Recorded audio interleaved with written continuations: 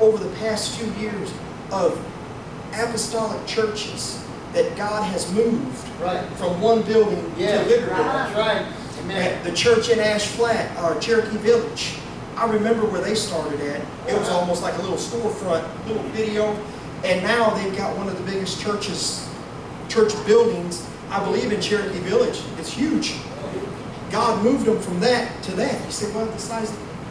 I'm saying the blessings of God. Right. Amen. Brother and Sister Chester's testimony in Florida. They persevered and they kept at it, and they wouldn't stop and they wouldn't quit, even though there was opportunity after opportunity to walk away from Fort Walton Beach and all of that, but they stayed the course, and they allowed the Lord to finish what He started. Amen. And it's not even finished yet. Right. And the Lord gives them $1 million building. Gives them $1 million building. That's what God... And I thought, Lord, why not us? Right. Why not Souls Harbor Apostolic Church? Come on. Come on, God. Amen. Come on. Right. That's right, brother. Brother Manuel has toiled. He has tilled. Those that have been here almost from the beginning, those that have come through, have worked and worked and worked. Why not Souls Harbor Pentecostal Church? Amen. Yes. Come on. This is a beautiful building, and it looks good, and it's comfortable. Most of the time when the air is working real well. But if we allow the Lord to change our perspective, Come on now. because it looks good to us, Brother Creekmore, it's comfortable. And I look out at this congregation and I think, man, we got a lot of empty seats. So I can say, you know what, we're comfortable here. We got enough room. The air conditioning, for the most part, does okay. We got a baptistry now. We're gonna have, and it will be okay. Let's just hold pat with what we got. But God says, I'm not done yet. Right. This is great. This is wonderful. From where we were at to where God has brought us from up to this point. But He's not done yet. If He was done, what are we doing here? Come on now.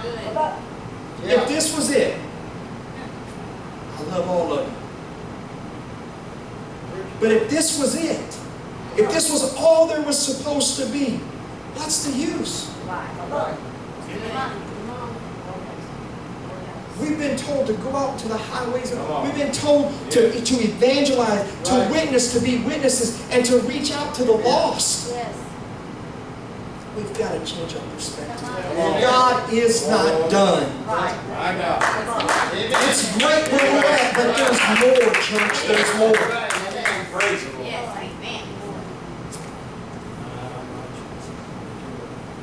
Did a little digging of this area that Jesus healed this blind man.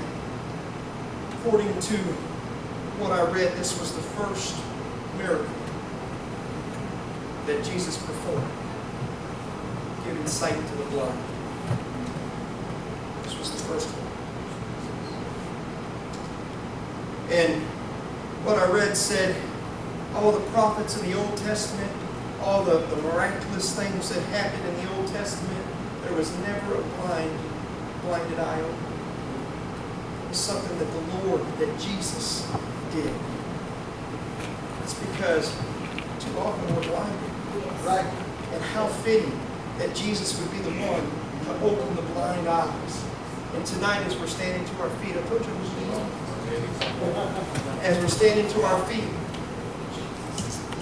Now, I have to say, I haven't hooped and hollered. I haven't jumped up on the pews.